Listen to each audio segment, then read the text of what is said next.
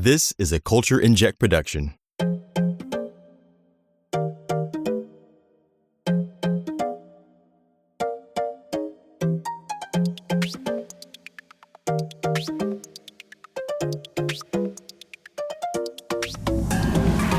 Welcome back to Part of Us, an En Vogue Fancast. We are super excited to be back for another episode, specifically another episode that folks have been asking for quite some time that we have yet to dig into, which is the fifth full-length album from En Vogue, Soulflower. So before we jump into all of those things, I just want to remind listeners that you can download episodes of the podcast that you maybe haven't listened to yet, or make sure you're plugged in for future episodes by subscribing on Apple Podcasts, Google Podcasts, YouTube, or Amazon Music. And of course, please do follow us on socials at Part of Us Fancast on Twitter and En Vogue Craze on Facebook, YouTube, and Instagram. So we are really excited to have a special guest this episode. Please allow me to introduce our podcast guest, Mark Chappelle, the ethnomusicologist, professional introvert, and recovering overthinker. He's a defector from the petty wars that shell-shock love away, and he expresses his unique perspective through the written word. Hello, Mark, and welcome to the podcast. Can you introduce yourself a little bit and talk about your history with En Vogue and their music? Oh, wow. Well, thank you for having me. I would have loved to come sooner, but I know scheduling was a thing. And so I appreciate you coming back and be like, hey, are you available now? Because yes, I'm so glad. Definitely want to try to make it happen. So En Vogue, I probably am OG with it. Matter of fact, I'm OGer than I think. I was about to be like, well, when I first heard Hold On, I was like, oh, wow, they're amazing. But I actually go back to like Foster McElroy, where I was like into Gotta Be a Better Way. And I didn't realize that the girls that were singing at the beginning was En Vogue. And I finally got their album. I was like, oh, there's a whole song in there with Maxine on the lead. So from jump, it's like, I have loved me some them, and I had a special thing for Dawn. I love Dawn. She doesn't love me anymore, but I don't think I'm the reason why our relationship isn't working. So it's fine. But you know, it's, I mean, I've been in for it. I got to write about EB3 for Albumism, I think in the last year, maybe. Yeah.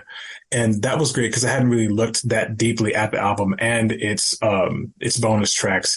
It's a better album than we gave it credit for.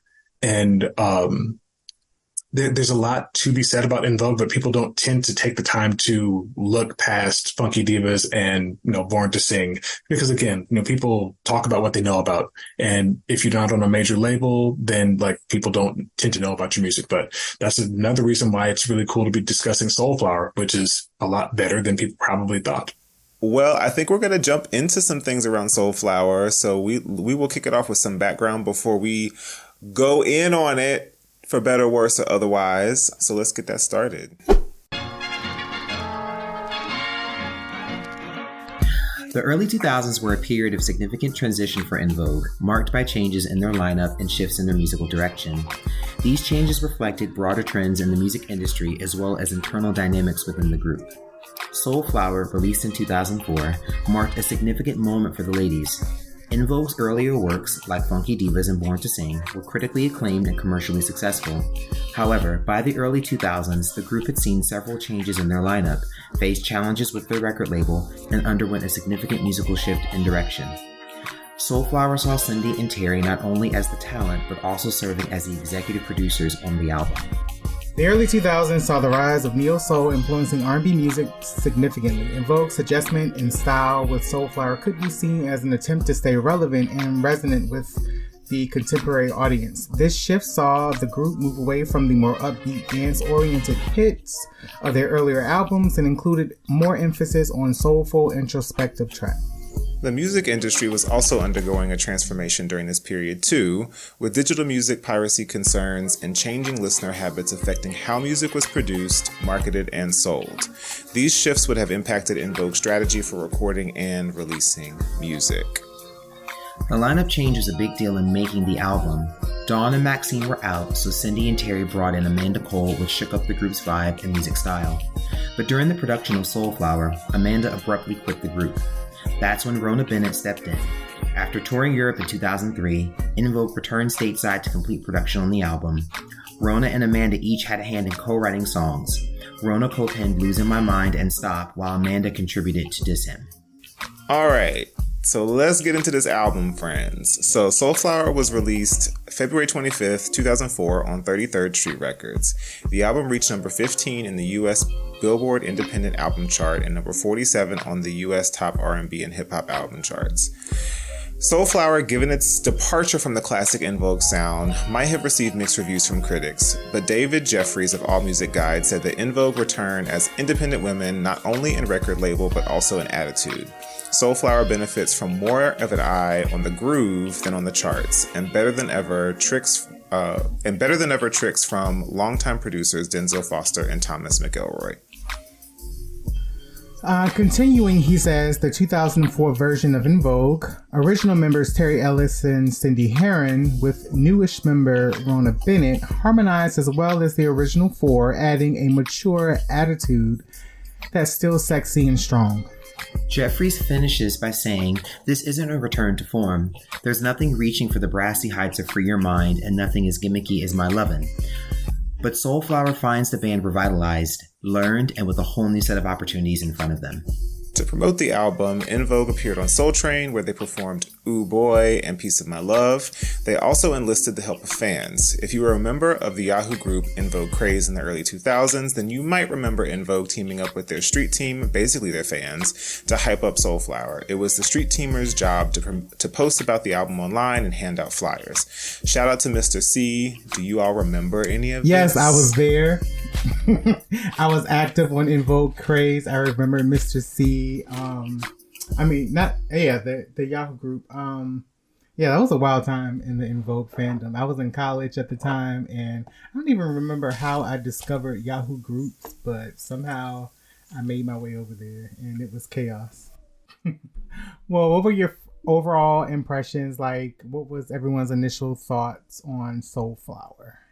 I love the title because it's the first thing you hear about. You'd be like, oh, that's going to be kind of interesting. Let's see how they build it out, because Masterpiece Theater ended up being like a whole concept. EV3 just sounded big and epic. And of course, Funky Divas was another one that was just like, it screams 1990s. And I remember everything about In Living Color. So I thought this might have been the beginning of another era. Had it been supported with budget and promotion, there probably could have been a lot of things they would do with that. Seems like they were going for the 70s vibe, and at least, visually. And I would have loved to see how that would have been if they had made it more of a visual album. Yeah. Similarly, I think like first impression, I heard the title and I made some big assumptions about what I was about to listen to. What did you think you were and gonna I don't hear? know that. Yeah. I think that I and maybe this is fine. I think this is accurate. I think this is okay. I made assumptions about, especially its placement within like the sort of neo soul kind of sound. I just assumed that that's what I was going to get, was a sort of full-fledged like swing at the neo soul, like as it was at the time in 2004, that sound. And I don't know that I got that. Oh, so you probably started out disappointed and had to work your way back from there. There's moments where I found what I was looking for, but there were more moments where I don't think I did based on my first impressions. But we'll track by track that out. But like looking at their outfits and everything, it's confusing because the album cover is like it's a nice art piece, I guess, but it just wasn't what I was expecting with the album cover. And then their outfits that they were wearing, like the little 70s like bell bottoms and like midriffs. I guess I was expecting like the Emotions, Earth, Wind and Fire-esque type of 70s soul. And I got none of that. And that was none of it? Because I definitely hear that on there. Where? Well, their harmonies, they can pull that out there. As a matter of fact, anyway, we'll wait till we get to the track by track. I think it's different for me because unlike the three of you, I was not listening to En Vogue in 2004 at the time. As I've said before, I had been a fan at the height when I was younger, but I didn't start buying their records as an adult until 3 years after this record had come out. I remember being in school and college, and by this point I had started buying En Vogue records, and I remember coming across this in the used section for like $6 the copy that I have here. And I was intrigued.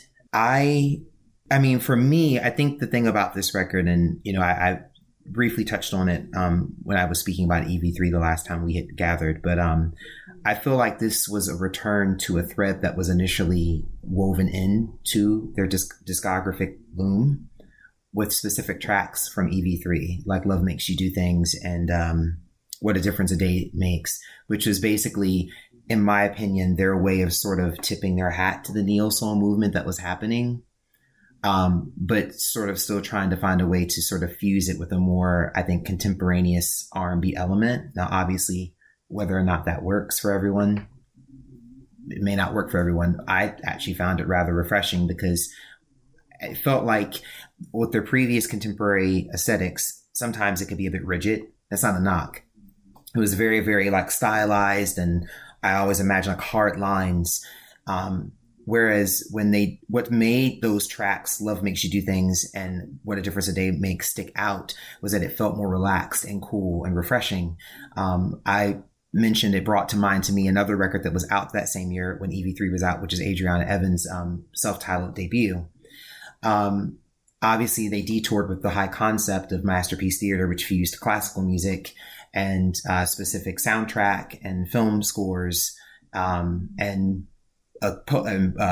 rhyming poetry with contemporary R&B, but I felt like they sort of returned to that thread here. And that makes sense because those tracks I mentioned from EV3 were the ones produced by Foster and McElroy. So I felt like they kind of tucked that little thread away and returned to it on the record.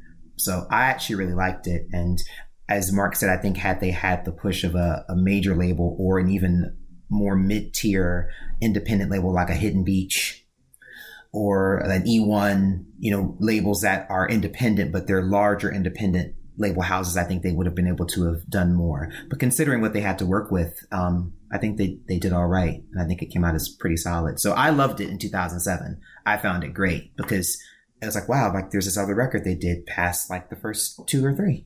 How cool. Given the group's lineup changes leading up to Soulflower, do you think the change in members played a role in the more mature neo-soul direction, or was it a strategic move to align with the contemporary R&B landscape of the early 2000s? To me, Soulflower feels like what they should have put out in 2000 instead of Masterpiece Theater. Like, it sounds like it's definitely a more contemporary R&B record. But even in 2004, it was dated. Like, you know, I mean, it wasn't... That was not the sound of 2004. So like it would have sounded really good and fresh back in 2000. But, you know, I think it was a conscious move. And I think adding Rona, because she is a little younger and I think she had an extra flair, because I believe some of those tracks she brought to the group, like Losin My Mind and a couple of the other songs. And so they really felt a lot fresher than some of the other records with just Cindy and Terry. Yeah, I agree. I think like the lineup change for me, even when I don't appreciate what I'm listening to, I appreciate the way they're singing. And I think that there's like a new energy that Rona brought to the way that they sing, and they continue to sing, to be quite honest. And if we're being honest, Rona really shows her ass on this album. Like she's singing down all up and through it. And so that's what kind of makes me enjoy it, because I don't know that I've heard it in that way since then. I think we hear her a lot on, you know, specifically on Electric Cafe, but this, you could tell this was her groove. And so she was in it. She was in it hard. And so I think that makes a difference in the listening experience, especially for more of the loyalists who probably were like, I don't know this member, why is she singing so much, you know? So I definitely I feel like thought people... that at first. I was like, what is happening?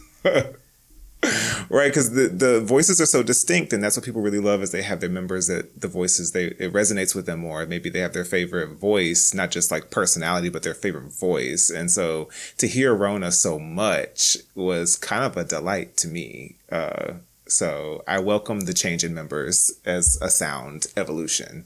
Josh, you just reminded me of a big thing I left out. I've been a Rona fan for a longer time than even I realized, because I didn't know who she was until like I probably saw her on something and realized, Oh, that's the lady that was singing the hell out of like the one line that she had on Homeboys in Outer Space. I was just like, the show I know was, trash upon trash, of course. But I was like, who is this woman singing like this? Like, I think I like rewound the VHS tape and then played again. Like, what did she just do? I'm like, and this is like during the time when like we're all amazed by Brandy and Monica and Usher. And like, I'm just discovering what a good run is that is clean. And like, none of those conversations included whoever this woman is that came out of nowhere. So I'm just kind of like, so where did she go? And she might have popped up on like Jamie Foxx between then. And like, I knew her voice immediately. So when I figured out who she was and realized she was joining En Vogue, I was just like, oh, I'm in. So I've been pro Rona from the beginning. You can call me Prona because Prona. And it very much, it made up for the fact that I still miss Maxine and Dawn real bad because like, of the original four, they all bring something unique to their sound, like individually and collectively, that just has never been able to be replaced. But Rona brings something to this group that they have never had. And so Soulflower was just like, well, it's not Maxine and Dawn full, but it's a new kind of full that I'm like, I can rock with this. I really can. And clearly it stabilized the group. So I'm like, this is a good look. Now, what do you think Rona bought that they never had before? It is hard to say this. There are different classes of vocalists. Like Cindy, Dawn, Terry, Maxine, they're from the old school. So like they grew up listening to like people like The Emotions, where people would actually have to stand around one mic and harmonize. You heard doo-wop and you were like steeped in knowing like what those records sound like. And they probably listened to like Philly people like Phyllis Hyman and Gene Carn and had the soul in them. So like they had that old school foundation and base. But then when they broke in 1990 and they, even though they were probably like, grown-ish women, they had them doing music that was probably younger than they were at the time. They were just so fine. We did not even notice that they were grown women. And, the difference is I think Rona is from that school that was probably raised on, well, gosh, no, because she was a child star in the Mickey Mouse Club. So there's an exactitude to the way that Rona sings that was required for where she was. In the 90s, we let a lot of stuff slide. And like En Vogue's harmonies, while like I'd never heard anything like that, I didn't realize until I got older that I'm like, they aren't always perfect. Like the Clark sisters weren't always perfect, but that wasn't what you came to the Clark sisters for. There's like a lot of things that weren't just like, oh yeah, every note is exact. And you can get every note right and be really, really boring and come up with a recording that no one wants to listen to. So it's not always about that. But Rona was from that school where like you needed to also be like really, really like perfect. And it's like, it's amazing. Like she's able to hit these things. I've never heard her out of tune. I've never heard her live except for once. And I don't recall there being any mistakes. It's one of those where like, she must have had a Joe Jackson in her life because, okay. I see what you're saying. I think of it like this, and this might be a little off topic, but did everyone see the clip that came out a few weeks ago of Jennifer Hudson and the other singer singing Beyonce? Oh, Renee Rapp, yeah. Yeah. And everyone was saying how like the other girl was like eating Jennifer up or whatever. But I was thinking like Jennifer, like the other girl obviously studied Beyonce. She grew up being influenced by Beyonce vocally, right? So she understands the nuances and the way that Beyonce really sings. Jennifer didn't grow up listening to Beyonce. I mean, Jennifer grew up listening to the old school singers. So her approach is just naturally going to be different. You know what I'm saying? I think a lot of people were being so hard on Jennifer because I'm like, Beyonce sings in a very specific type of way. Jennifer is a flat-footed church singer. You know what I'm saying? Like she's not doing the runs and all the different things that Beyonce does. It's not that one is better than the other. It's just that they're just very different singers. And now that you said it like that, I totally can hear like the difference in like Rona and how the other versus how the other ladies approach musically, because there's just a different approach. Absolutely. Now, so a thing that I think is generally missing is Maxine had a voice that had a very churchy presence, and they used that when they needed it, and they could dial it back when they needed to. Like they had this versatility. Without Max, they didn't necessarily have that. And I only recently listened to some of the recordings with Amanda Cole. She didn't have that. She was actually more like, she was almost like a cross between Cindy and Terry. So she was so much like them. It was like you were listening to just the two of them harmonizing with themselves, but it was actually three people. Rona, you can actually hear her tone, and she has a thing that is really unique, kind of like Maxine and Dawn did. So it brings a very different blend than before, but it's enough of Cindy and Terry that it's still familiar. And then Rona also definitely church trained, but with the kind of, this is the thing. Autotune was created in 1997, and so people didn't necessarily have a sense for what was technically perfect until after that, when everyone could mimic it, even if they couldn't naturally do it. And so, like, when you have to swim in those kinds of waters, it's different.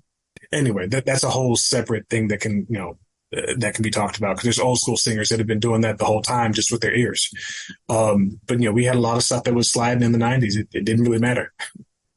I'm sort of reminded of the 70s Supremes, and I guess the irony of it sort of being a slightly 70s themed record isn't lost on me, but I remember Mary Wilson once saying that the Supremes never lacked for talent, even though there were all different types of singers that came through the group from its inception until its completion. And that's kind of, to me, like what I feel about, I guess both you could say Amanda Cole and Rona. I mean, obviously Amanda could sing, but as Mark said, I don't think she had probably as much character to her instrument. I have a love of R&B and soul, but I come at it from a very different way than the three of you do. But for me, just hearing Rona, and only being familiar with the classic material when I was getting into En Vogue's records, what I liked was that Rona could do all of sort of she could fit into what I call the rhythm and blues expectations. She had that technical power, but I don't think she let that limit her. Meaning, I think there were things that she could do that were sort of playful and interesting. I think that's why Losin My Mind, actually, I have to say, is probably one of my favorite En Vogue album openers, because it immediately sets the tone. And the two things that accomplish that are both the music and the way that production sort of like ties in the sort of woody kind of 20s ragtime sort of vibe. I wish I could remember the name of the sample, but it escapes me. And then the way Rona sort of comes in on it and sort of rides the track. And it immediately, it sets the tone. And I like that En Vogue, all the original quartet could always sing. And so I liked that it was sort of business as usual on Soulflower. They didn't try to say, oh, Rona, we're going to sort of just toss this to you and see if you can do it. I think it actually spoke to En Vogue, both Terry and Cindy's presence, their agency, that they were like, look, this is what we need with this. We're going to trust you to not only hang with us vocally, we're going to give you space to do your thing. We're going to kind of hang behind you in certain instances, and you can bring material to the group. So I think keeping that established democratic principle from a vocal standpoint and a creative standpoint is a part of the En Vogue brand. I don't think they really get enough credit for that agency. We only ever sort of discuss them from the perspective of sometimes seeing them as being an extension of Foster McElroy's creative will. And I think sometimes they're actually right there keeping pace. And I think the way they brought Rona into this confidently and brazenly to sort of introduce her to listeners without sort of being like, oh, this is our new vocalist, so we kind of have to work with. They didn't do that. They're like, we're just going to go ahead and lead with her, and she's a part of the group. And I think that says something about her. And that's why I took to her, because it seemed that confidence is suffused through the record. They stand with Rona. They're standing shoulder to shoulder with her.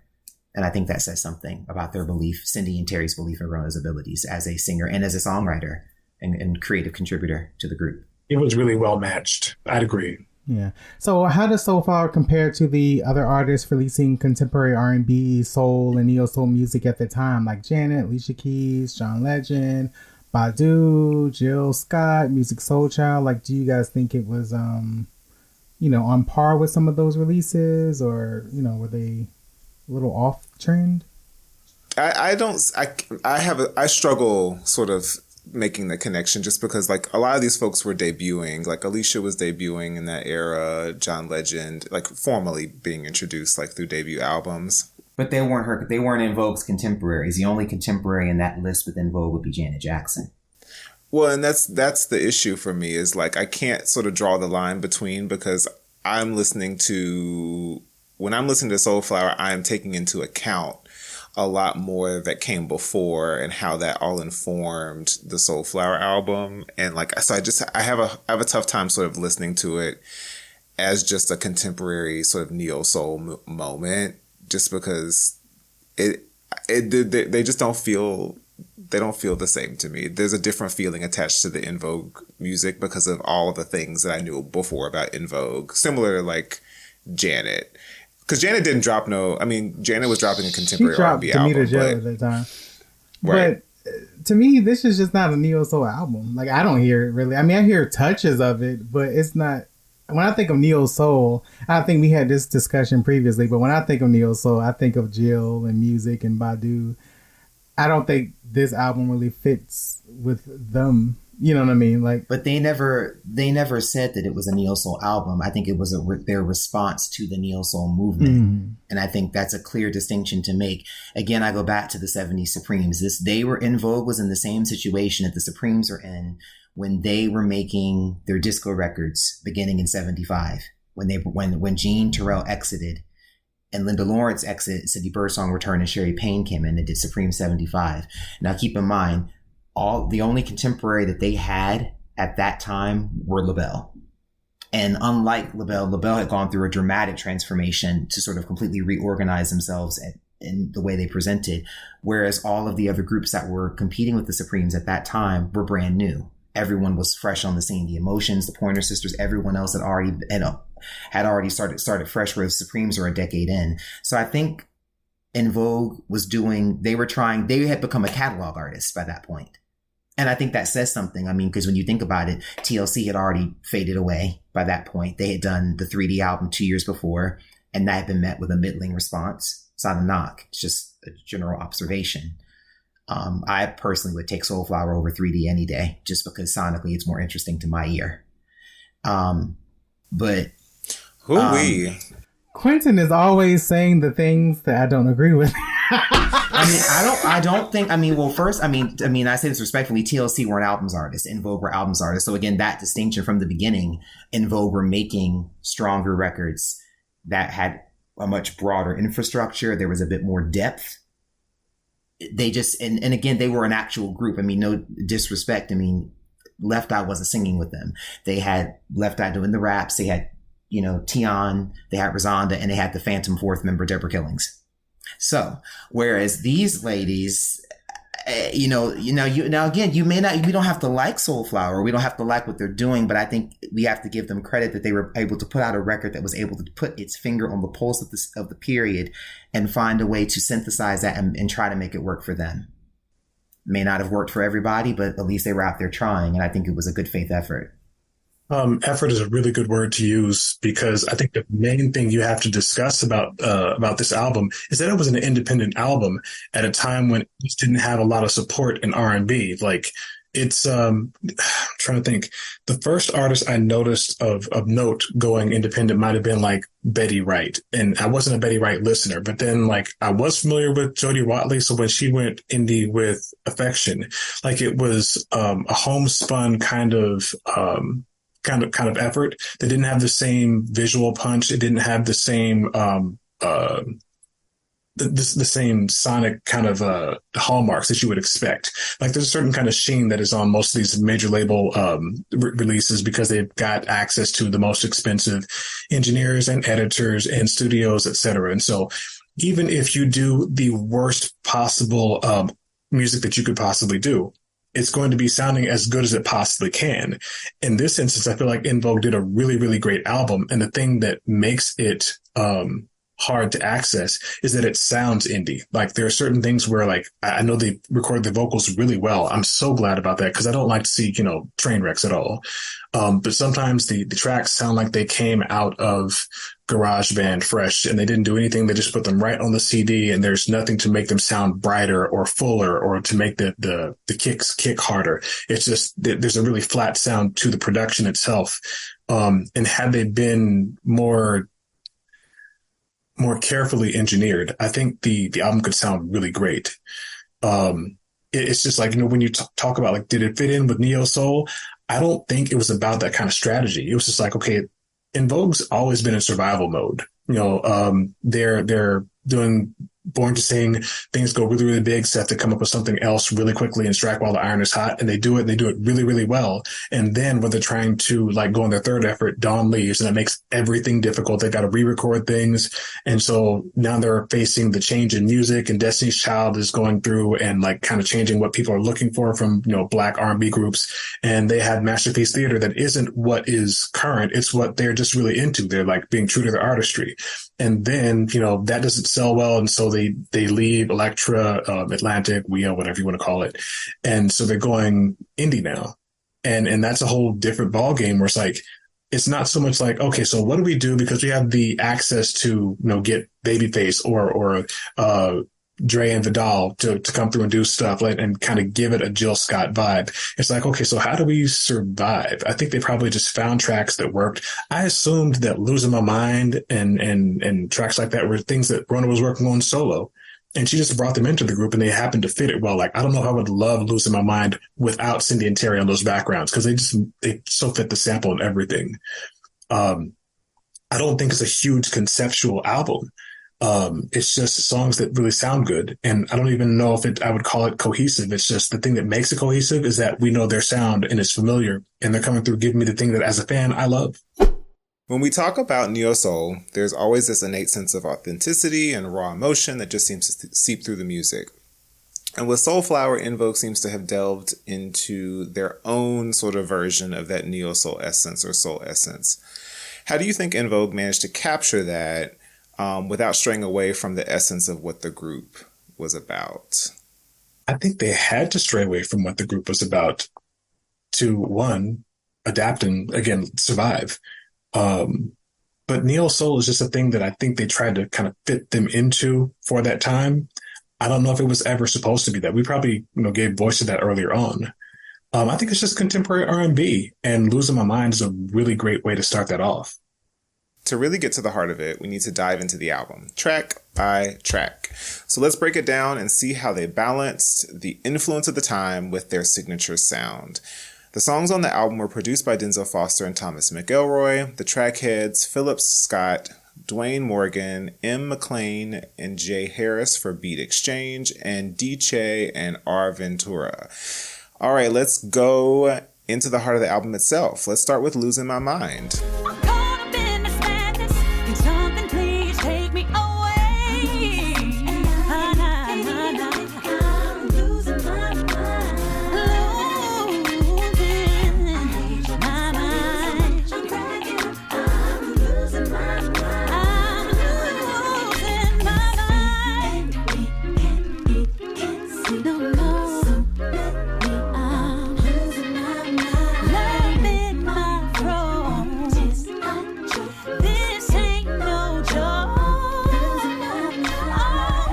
What are your thoughts, friends? We've talked a little bit about it already, but give me some more.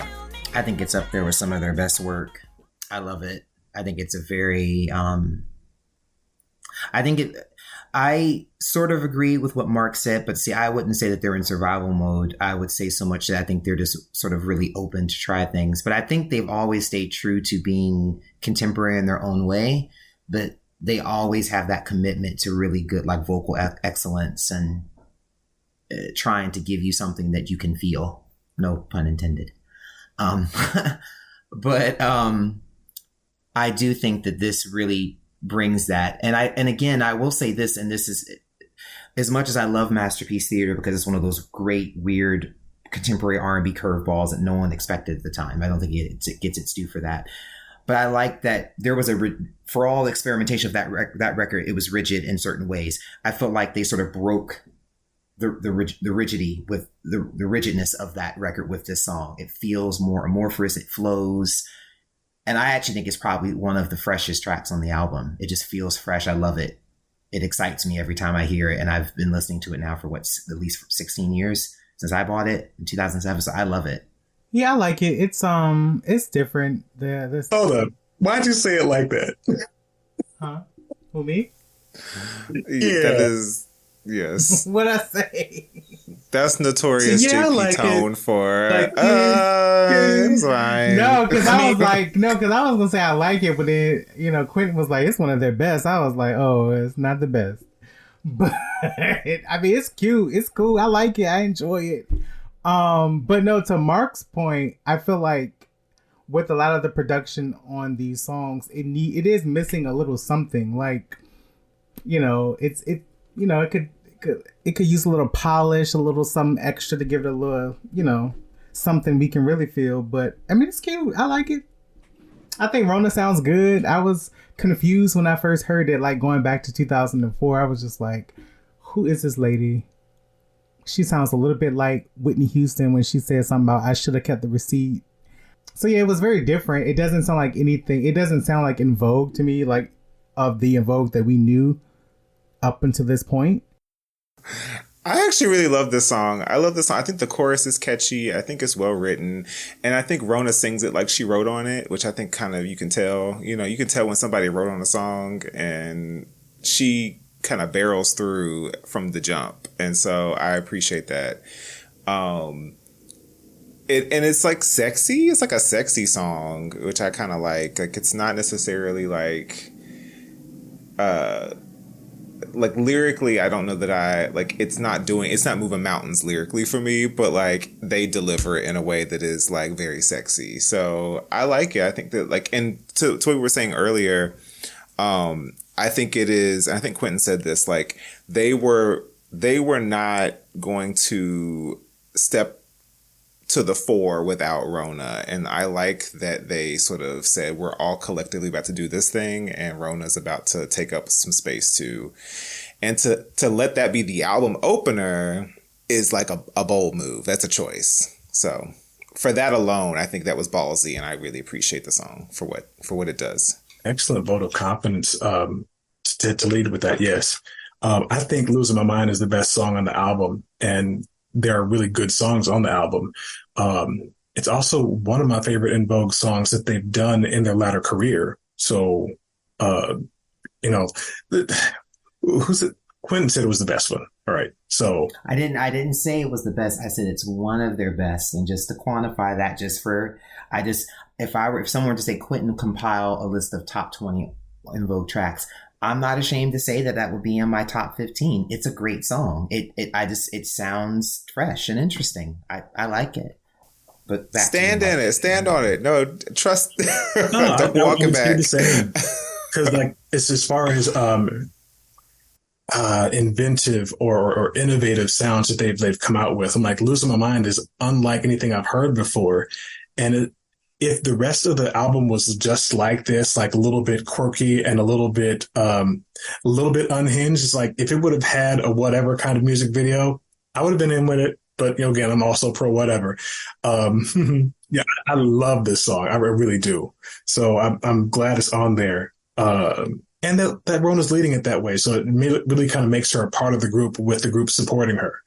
But yeah, like I can't say enough about it. But lyrically, you know what it's actually doing? It's doing the same thing that Beyonce's Crazy in Love is. It's about losing your daggone mind over some connection that probably isn't good for you, but like nonetheless, still doing it. And so I'm like, oh yeah, that's really what hair, so messy, that kind of thing. You got the game all wrong. Thought I was gone on you. I ain't gon' run.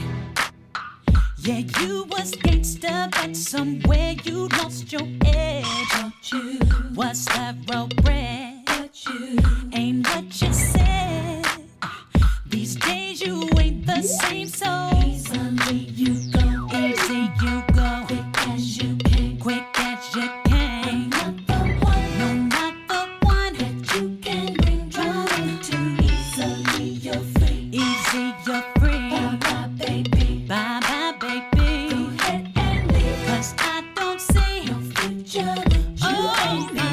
Well, let's take it to the next track then. Easily. What do we think here, friends? I love this song. I love it. I love how dissonant it is, how the track's kind of broken, that riff, that dun, dun, dun, dun, dun, the way they pull the different electronic tracks and snatch them out. You hear some of the, I don't know if it's reverb think there's an effect that comes in when she says, I'll send the boot FedEx from the right channel. It kind of reminds me of a brighter version of Whatever. It still has that kind of weird, sort of darker, sort of like obsessive quality that Whatever had, as well as Losing My Mind. But there's a brightness too. And I just love that. I like that, again, it's a bit more sparse, but it sounds like they're trying to break their sound open again from being a bit more rigid with those lines on Masterpiece Theater. And that's why I like it. Yeah, I think it's cute. I feel like this would have been a big hit in 2001. It's very like early Darkchild-ish, Brandy-ish, like that very electronic, like R&B, digital, I don't know, that sound that Darkchild had at that point in time when he was working with Brandy. Yeah, I think it's cute. It was just, by 2004, that sound was just dated. That's interesting. How do you feel about something sounding dated nearly 20 years after its release? I'm speaking just from what I remember. I'm speaking from like 2004. I mean, today, it's, it's okay. I mean, it's just a song. I just remember in 2004 when this came out, when we were listening to it, I was like, oh yeah, I mean, this sounds like something they should have did years ago. I'm curious just to like sort of go back into that Yahoo Group sort of like era. Mm-hmm. Were you alone in thinking that, or was that like how were folks in the group receiving, like the Yahoo Group receiving the album, specifically like this particular sound? So in the Yahoo Group, the guy, his name was Mr. C. He worked for the record label, and he gave certain people like it was like a 6-track like sampler. Yeah, sampler.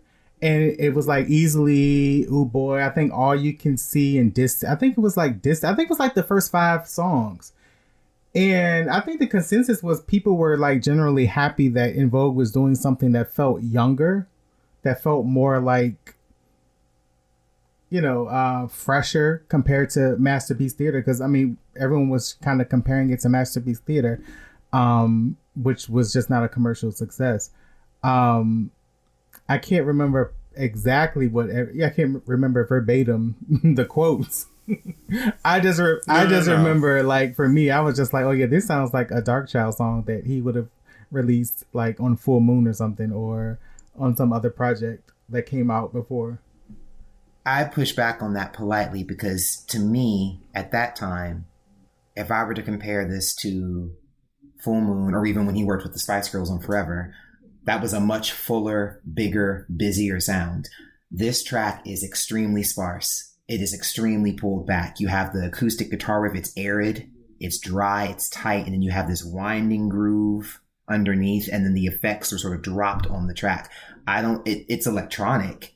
It's R&B, but I don't think it has anything to do with what Rodney was doing in that span, that pocket of 2000. So I'll let you do 3 records. Forever by the Spice Girls, Invincible by Michael Jackson, Full Moon by Brandy. Because by that point, everything with Darkchild was maximalist. It was busy, busy, busy. The tracks were huge. They were big. They were thick. It's like cutting through a steak almost. And that's not a knock. That was a part of what he did. But I don't think he had gotten to that point with his production where he was doing more sparse arrangements.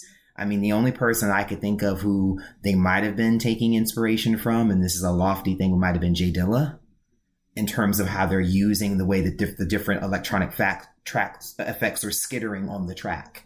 That's what it reminds me of, because the guitar, the acoustic guitar riff is really just air. It's open. And that's what gets me about that. Losing My Mind easily, I think that was a deliberate choice, was a 1-2 punch. That sort of obsessive, like, this guy's in my system, but then I'm going to try to shake him off, but I still kind of am attracted to him. And I think that's reflected in not only the vocal and the lyric, it's reflected in the arrangement. Everything is synchronal. And I think that's why those tracks kind of pull you in. And I think that was an intentional choice for them putting them there. But I say that respectfully because I love Rodney. I love Rodney pre-Lose My Breath.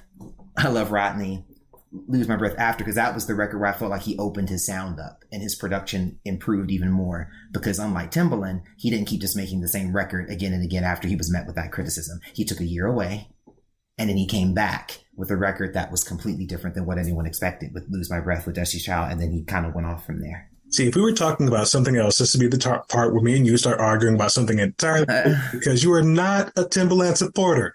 In my opinion, I'm you not. could definitely do better. But since you bring it up, like Timbaland's sound being on En Vogue would have been really interesting for them because what they needed to do was have a big shift in their sound. If they'd just done something that was really traditional for them and that their fans would have expected and loved, the fans would have loved it, but it probably would have tanked because they wouldn't have been able to get enough new listeners to fuel their next couple of ventures, etc.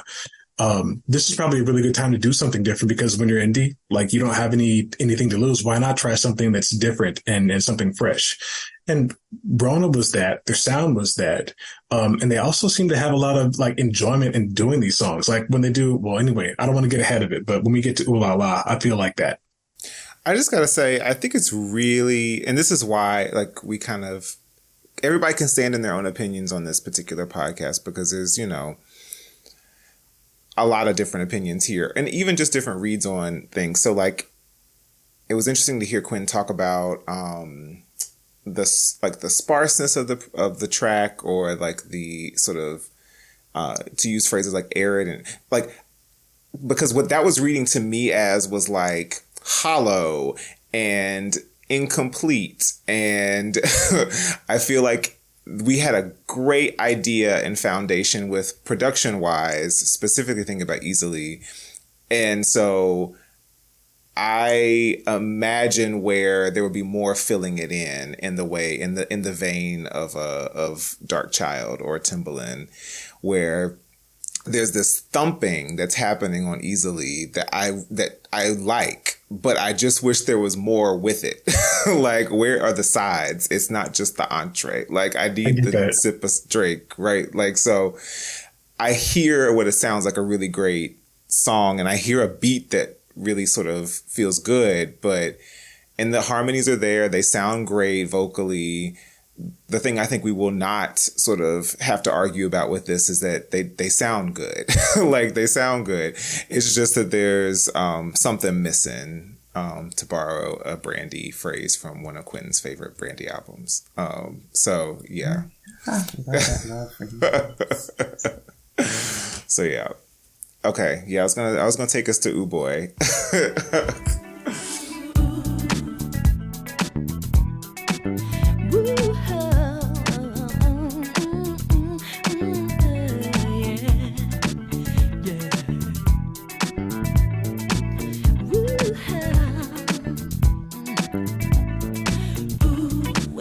What do we think about this one? It's not like the first two.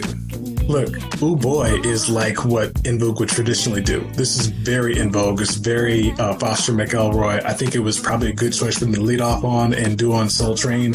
I wish they had gotten to do any music video for this album. This song would have been one to do, for sure. I always feel like the element that's lost when people talk about things that are like neo soul or whatever is that it's supposed to be reaching back to that period before like the pre R&B hip hop fusion. I like this because this feels like it has and I say this in a complimentary way because there's another track or two other tracks on the album that have the same dashed off quality. It feels very, not improvisational, but very free. It reminds me of The Emotions or Sister Sledge. It's very feminine. It's breezy. It's got like a kind of light disco touch. Or maybe Slave, the group they pretty much sampled. Well, no, I'm not knocking that. I'm not knocking the sample, but how they compose the sample and how they form the sample doesn't evoke Slave. It evokes, to me, I hear Reach Your Peak by Sister Sledge. I hear something from Flowers era Emotions because it's hyper feminine.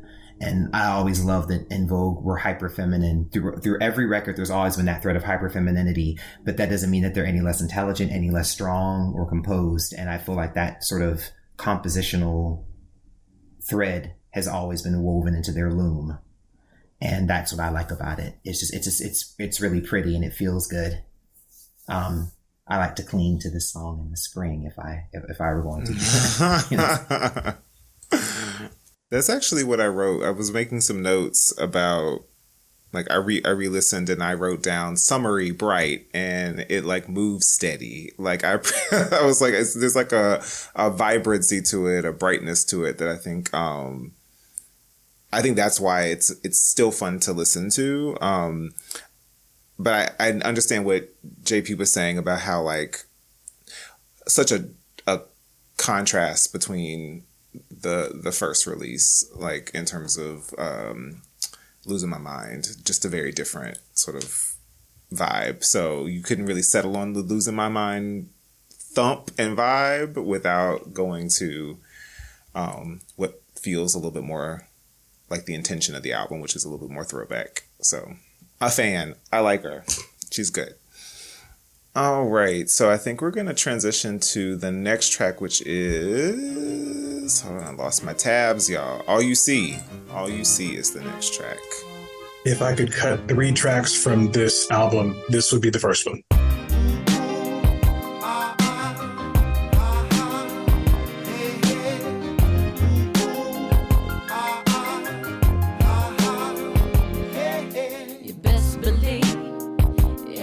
I get the same old thing. All kind of brothers coming up to me with silly lines that can make you sick. Oh, they need to quit and get away from me. Don't get me wrong, I like attention too, but do they really have to act a fool? Cause they see a lady looking good. Please admit, is it? Tell me why. Singing on this. Who's the dude? Is it Tommy or Denny? I wrote down that as well. I was like, who is this male voice that is distracting me? It's what, Bobby Proud, Oscar's brother from the Proud family.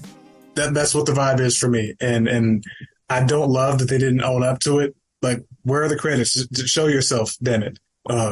No. If I were to guess, so Michael Marshall is listed as a writer on this song.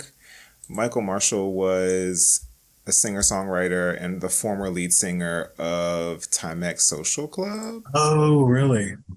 So he stands out as the only sort of additional writer on this aside from Foster McElroy. So I wonder if perhaps that might be his voice. I could be wrong, but...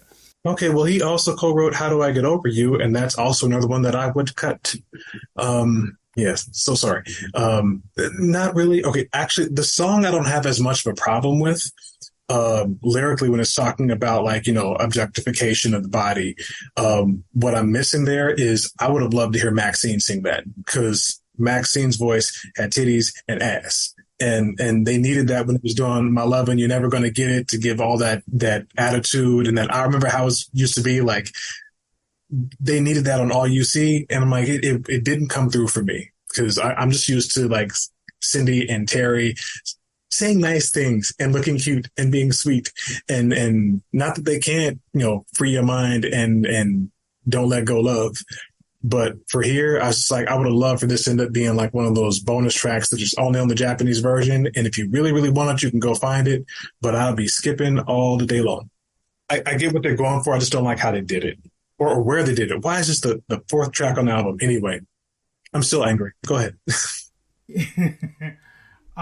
What's so funny is like I really used to listen to Soulflower a lot, and so do you guys like know songs that you don't really like but you still know the words to them? Yeah, like I still know like the words to this song because like I had that sampler, and so it's like stuck in my brain, talking about her big old hey yeah, like it's just all you see, like girl, Terry girl, stop playing. Okay, also, so Rona does all the cussing on this album, and like, have they ever had any expletives on their album before, ever? No. Like, aside from Damn, like... As in I Want to Be Your Lover? Okay, I guess. And Cindy almost had a fit about that. Really? Are you making up stories? You don't know that story? No, tell me the story. Oh, I thought I shared that. So Ivan, what's his name? Ivan Matias, the guy who wrote "Don't Let Go" and he wrote "Damn, I Want to Be Your Lover." He was saying that he said on Facebook, he was saying that was supposed to be the official first single from EV3, and Dawn was leading it. And when Dawn left, they wanted Cindy to sing it, and she refused to sing it. And so Terry was singing it, but they didn't want it to be, it couldn't be the lead single if one of the group members was just appalled at the song because it said damn, and she's a Christian woman and she didn't want to do a song that said damn. That's what the man said. Now I don't know. I wasn't there. That's just what the man said on Facebook. Listen, Cindy heard God because that was not the move for her first single. Thank you, Holy Spirit, for Cindy on that. See, Jesus intervened. Yeah. See, I personally feel like that would have been cute if Dawn was singing lead, but you know, because it would be more like along the lines of "Don't Let Go." You know what I mean? But so very along the lines. But that's a separate conversation. I see what they were trying to do. I don't think it got there, but excellent college try. I just think it's just formulaic R&B cheese, which is an occupational hazard with certain R&B records of the period. That is a perfect way of saying that, Quentin. That's the perfect way of saying but also, that. Though, the production is so bad. I think the production is really what kills it for me more so than the lyrics. Again, which song are we talking about? All you see is not a strong track, but it's not. But I mean, I could argue. I mean, there are a few tracks like that on the debut album that I'm kind of like, really? I think that's a fair critique that they've always had at least one or two on most projects that have felt like, what was it? Cheese? R&B cheese? I think every genre has like certain tropes and certain things, whether it's lyrically, production wise, vocally. And I think that was just one of those tracks that you know, and coming after those three songs, you have the first two, which sort of have the departure. You have sort of the breezy En Vogue, the return to that. This just didn't work. But I don't dislike the next track at all. But it's a bit frustrating because it's sort of a successful failure. But I'll wait till it's time to get to that before I elaborate. Take us there. Take us to Diss Him. I actually think I think the chorus is kind of pretty.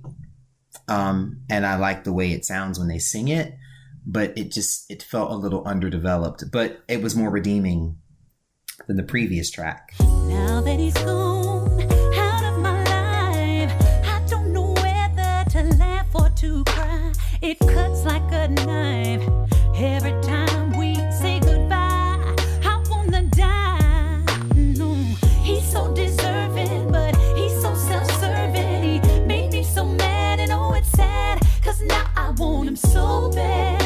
But he lied to me, and he knows that shit ain't gonna fly with me. So now I miss him.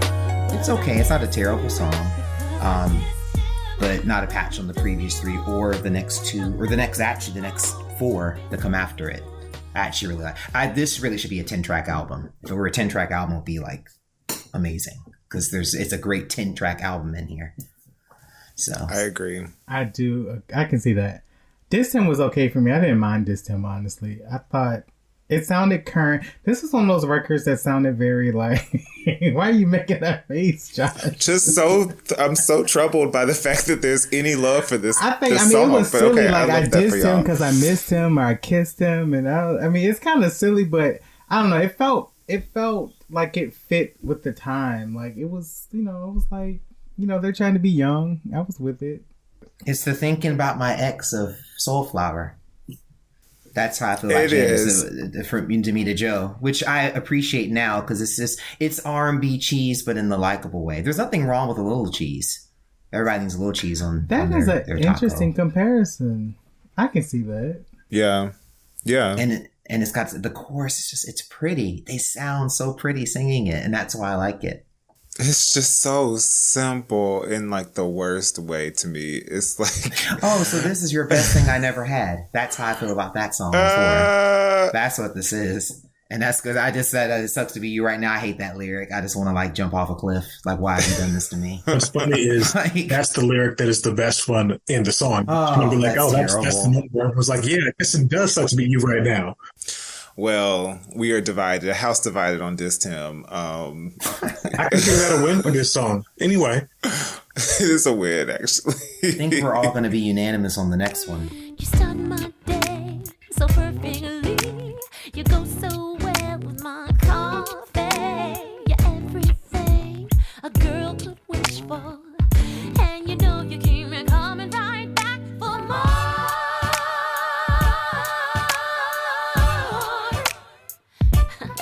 Bet you didn't know I could do that, did you? But I'd do anything for you. Ooh. Yes. Ooh la la. What y'all think? Please flirt with me with your vocals. Cindy? Yes. Yes, indeed. Okay, you know the way Terry does Rocket on Electric Cafe? Mm-hmm. Like just a touch of freak jumped out. And I was like, Terry, I didn't realize you had it in you. What else you got in there? So, Ooh La La gives me a little bit of that. I'm just like, I like the playfulness. It's coquettish. It's a little playful. Just a touch of come hither. I'm always here for it. So it wins for me.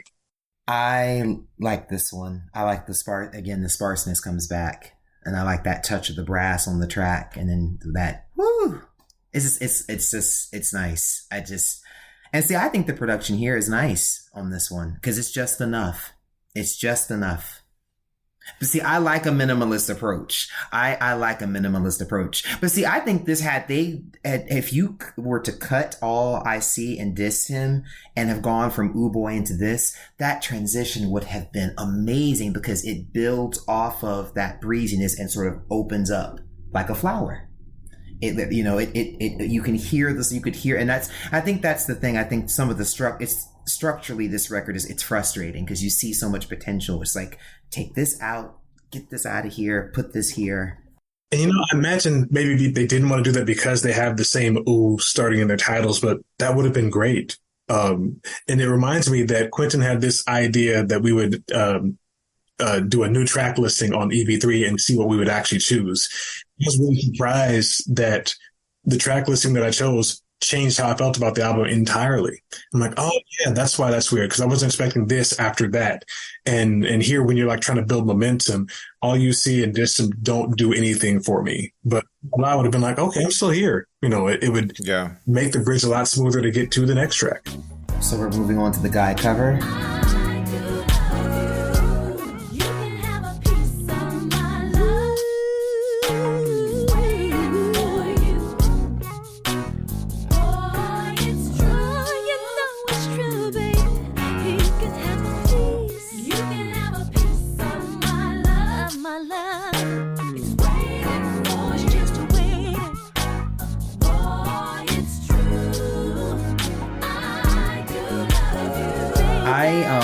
Always thought some people like Guy. I have a best friend who loves En Vogue and Guy, but he doesn't like this song or what they do with it. I actually thought it was kind of a really nice hat tip to a peer group. I thought, and I feel like they approach it in a way that is reverent, but they also kind of make it their own. And again, I feel like it builds into the more sort of organic tones and more free flowing tones of the record sonically. I know Mark probably is not going to agree, and that's okay. So you know me. As you notice, I've been rather diplomatic. So you know me. But I think it works nice. And even if you don't, or Mark doesn't like it, I think what I enjoy about it is a way for them to sort of put their eye back to the past, bring it to the present, and try to retrofit it into where they are. And I think if nothing else, they get an A for effort. So I enjoy it. And I prefer it. Again, it fits well in that flow. If you were to cut All I See and Dissed Him and keep going in that order, descending, it flows. I would either cut it completely, even though I do enjoy it, or I would have it relegated to as Mark said, a import bonus track. But all you see, that can definitely go. That's probably like, that's, ooh. And I love my latter day En Vogue, but no, on that one. At the time, I did not like this cover. I'm not a big Guy fan. But I do have an appreciation for Rona's vocal performance on this song. I think it's okay. I mean,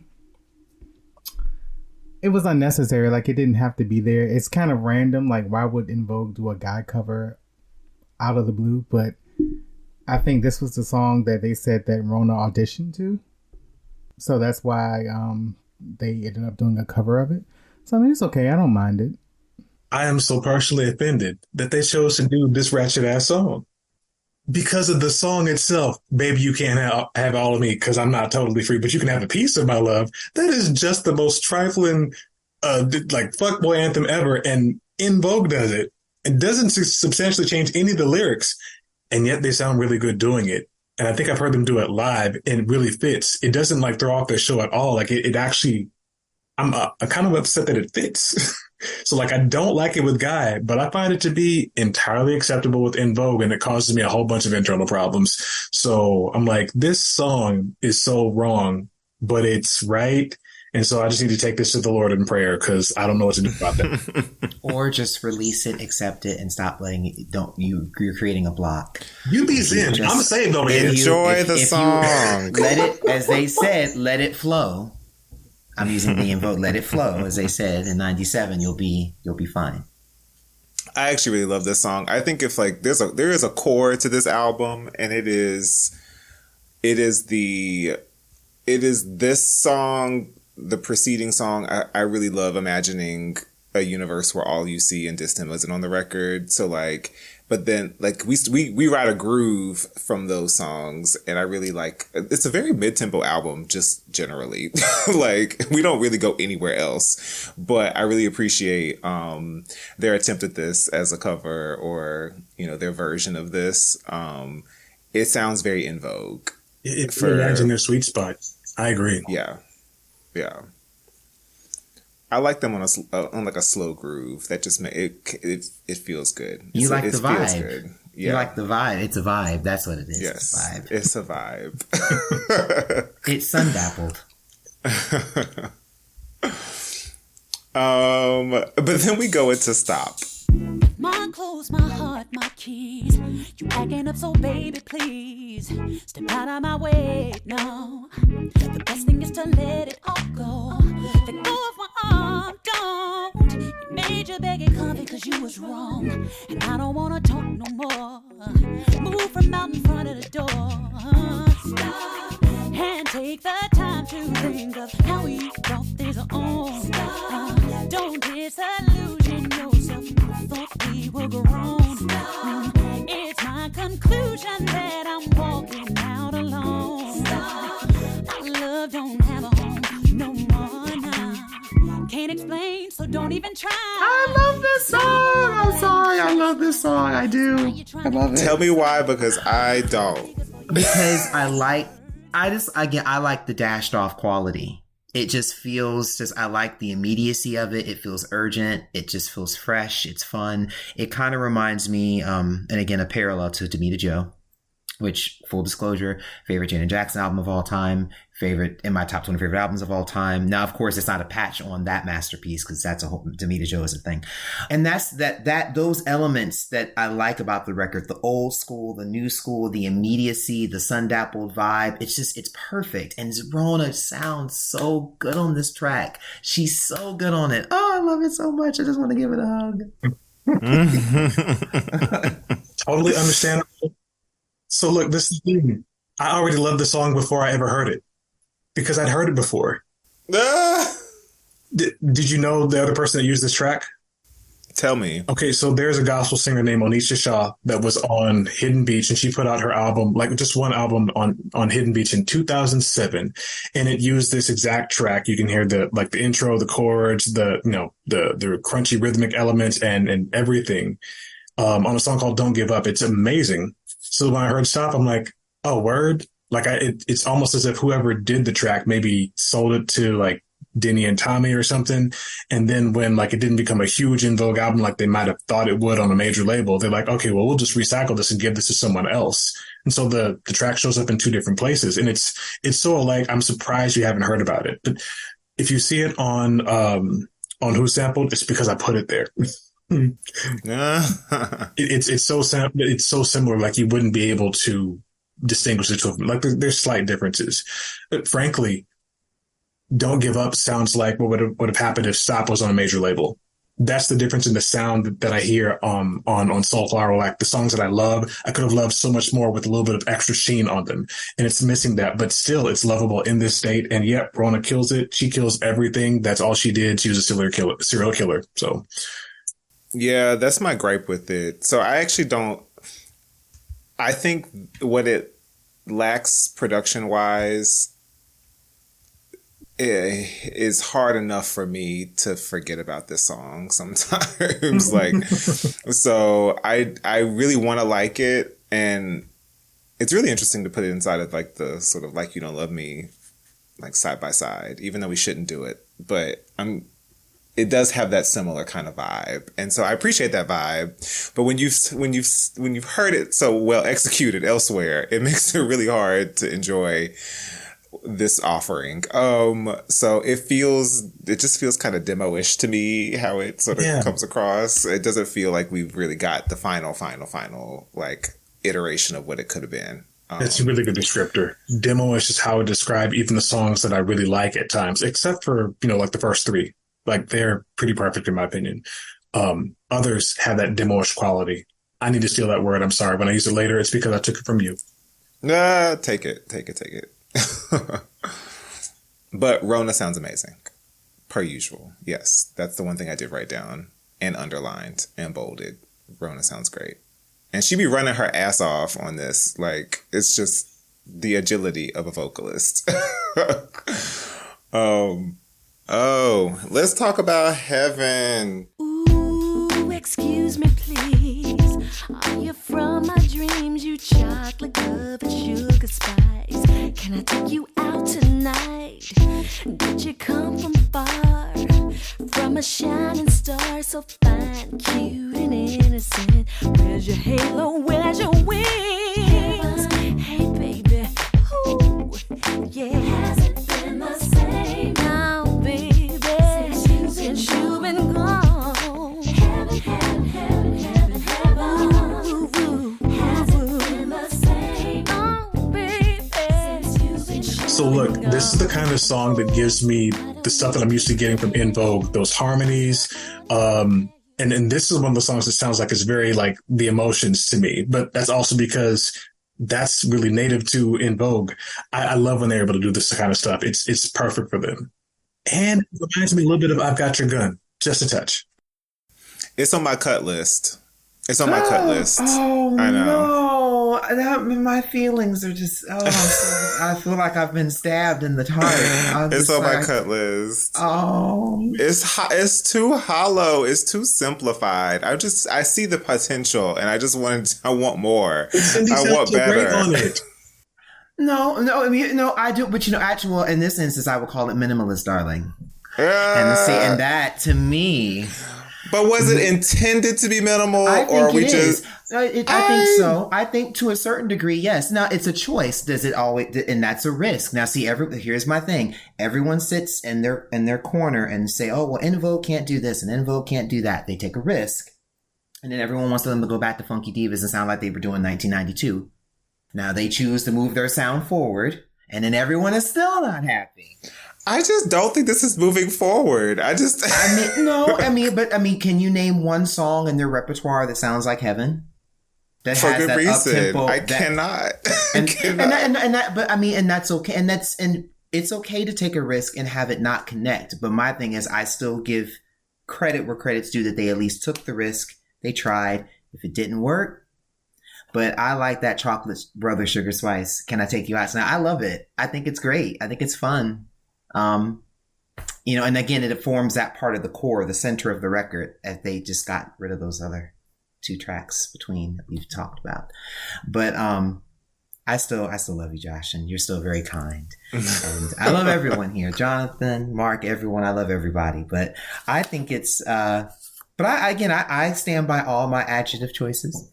And, I will say it's not bad. I'm not gonna say like I can't hate on it. It's just that out of 15 songs where I realize also that there's like a stronger set, I just think that it's one of, I would put Heaven and Stop up against each other, and one would have to go. And I'd probably side with Stop. But I do think it fits into the vibe of like, it rides the I Do Love You, it rides the Ooh La La. Like, it rides that better than some of the other songs do, but it's like Celebrity Deathmatch or something. One has got to go. And I do think this has that lo-fi. I think this album has a kind of a charmingly lo-fi quality to it. And maybe that was by design. And I think that was something that both Foster McGower and the ladies chose, because I think, again, when you compare it to Masterpiece Theater, again, that was a very maximalist album. That's another, it was just very, everything was on 100. Even if you removing just the R&B production elements, just the classical elements, it was a very heavy record. I think that's why that record sits in a very specific part in their canon. So I think in a lot of ways, Soulflower was a necessary palate cleanser, because you had the traditional experimental record with EV3. You have this really maximalist experimental sort of weird curveball with Masterpiece Theater. And then you have this other record that wanted to sort of cleanse the palate, but still reach back to the past, but move forward. Maybe they were trying to do too much, but every day. Listen, boy, I've had a few encounters with lovers on the slide. Neither one of them ever made me feel so high, and it's so right. 'Cause every time you come correct, and I can't take it when you blow my mind. So I call you, I paid you, yeah.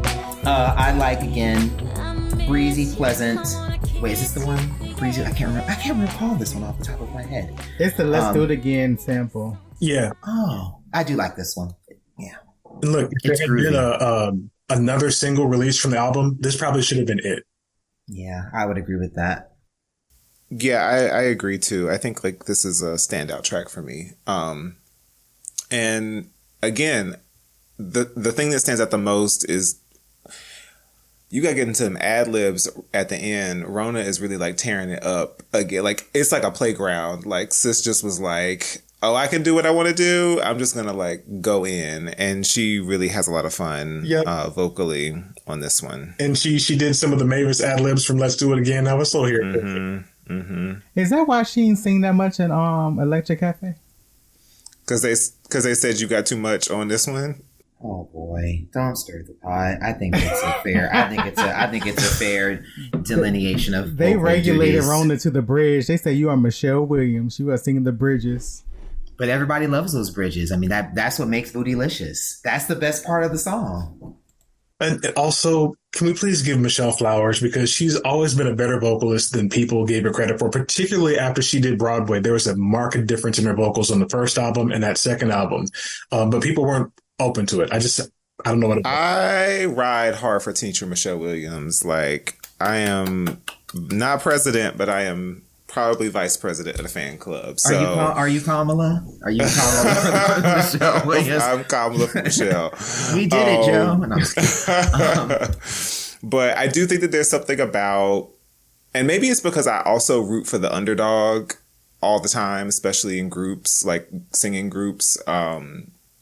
Be that the underdog because the group themselves don't believe in them, or fans or the people in the public don't believe in them. But I find Rona to be sort of in that Michelle vein, and that like I think what she brings is a core element to the group from this point and forward with Soulflower, and so she played a lesser role perhaps vocally on Electric Cafe, but I still feel like she was doing her good work.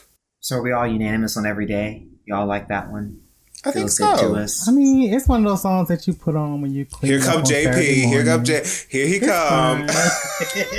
It's fine. I was waiting it's for the cute. cute It's mention. nice. It's cute. I knew the cute was coming. That's the only like. I mean, Cindy sounds nice. It's just like it's nice. Like I would listen to it if I'm cleaning up on Saturday morning. Is there a track on this album that you are passionate about and you don't think is damn near cute? Which one? Have we gotten to it yet? Not yet. Word? Okay, well don't say it yet. I want you to like lead with it when we get to it, okay? And it better not be this next one. Do you not like Nearly Lost? Nearly Lost is the next one. And this song is my song. This is your song? I love this song. This is a good one. Look at God. Are you trolling? Hold up. I think you might be trolling serious. us. I love this song. Like, it is on my phone. I still listen to it. It is one of my favorites. be happening. See, I gave my all, still you walked away. Yes, you did. This old house ain't been the same. These same four walls, they gon' loud your name, your name. Gotta stop and catch my breath. There really ain't nothing left. Trying to hold on, it's gone. I'm moving on without you. Every time I try these eyes, These eyes, inside it used to be me and you. and I still can't believe we're It's not a bad song at all, but I'm like, all the songs that you passed up and yin yin yet around the house, and this is the one that you go out for? This is not about the song. The song is actually like one of those that I really liked up front. But now with you, I'm just kind of like, who are you? Introduce yourself all again from I'm scratch. complex.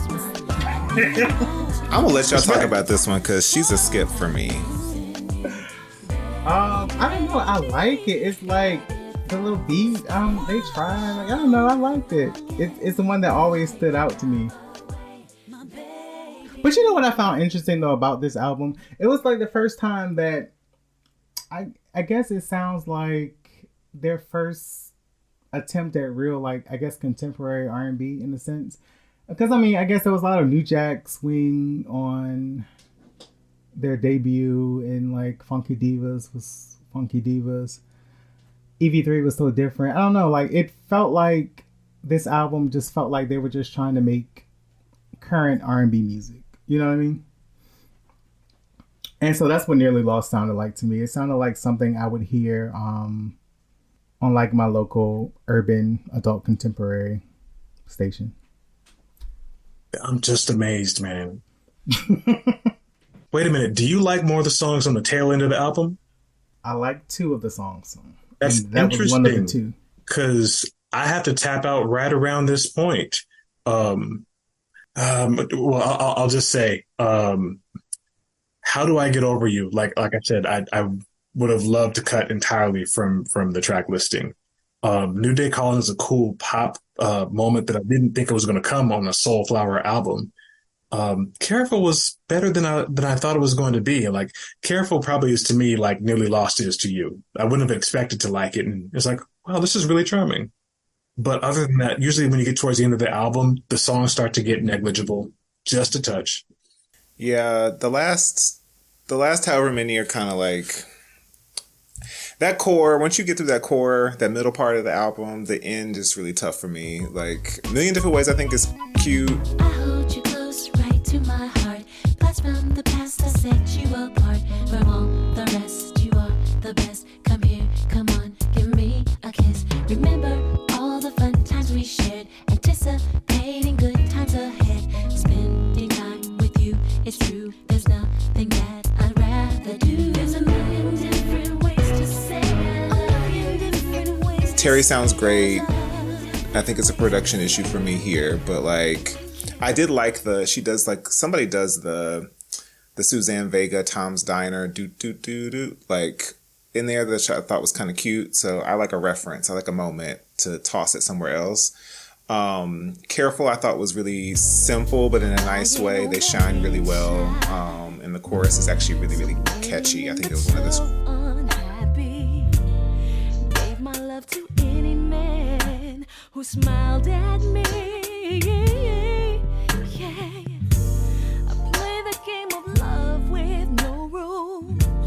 And when it was all over, I was the fool. Somehow I had to get it right.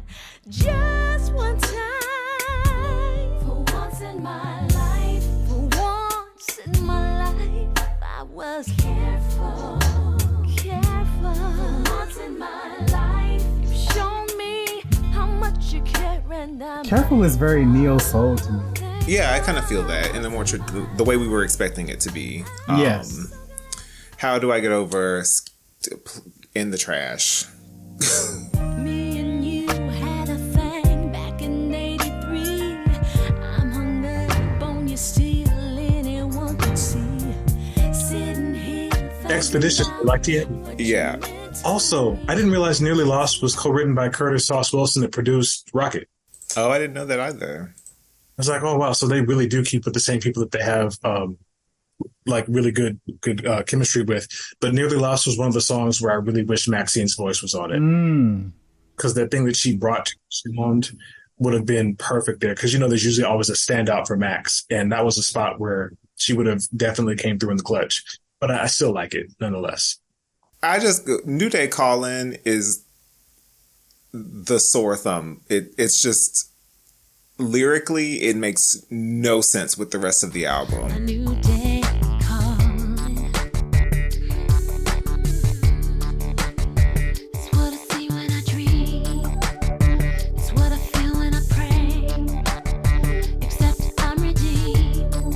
And this time I'm awake. Like a ringing bell. That's freedom's spell. A new day calling. A new day calling. Like, it is just this bigger, abstract kind of song. Like, everything else on the album feels much more like relationship dynamic sort of driven, and this just feels strange. It's a strange way to end the album. That vein of Eyes of a Child and Does Anybody Hear Me and Right Here, Right Direction, I think reminds me of those. I think they just like writing inspirational numbers. If you could end this album with a different track, what would you choose to be the last track on this album? And it doesn't have to be anything in the order, like you could reorder it entirely. What do you think was a good note for them to end on? I would do I Do Love You. Really? Yeah. I think I would do the same, actually. I think I would close with that as well. That ratchet ass cheating song. Give it to John Legend. He was all cheating on his first album.